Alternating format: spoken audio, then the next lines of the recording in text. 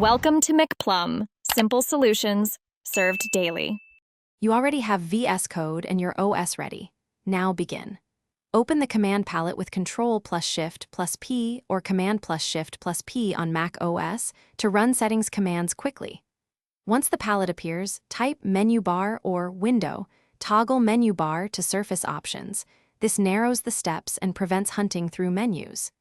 Make sure to note whether the menu is set to hidden, compact, or visible so you can choose the appropriate toggle for your workflow.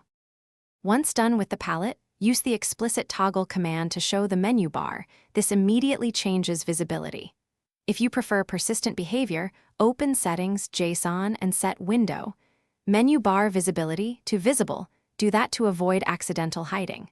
For a compact workflow, choose Toggle so Alt reveals the bar. On Mac OS, note that the global menu remains separate. Adjust only if you enabled custom title bars, so everything behaves consistently across platforms. Finish by restarting Vscode to confirm the menu bar sticks to your chosen setting.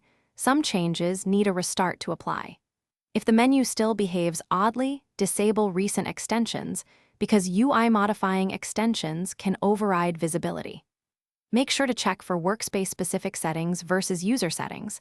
Workspace settings can mask user preferences. If problems persist, reset the menu bar visibility in Settings, JSON, or open Settings UI and revert the option.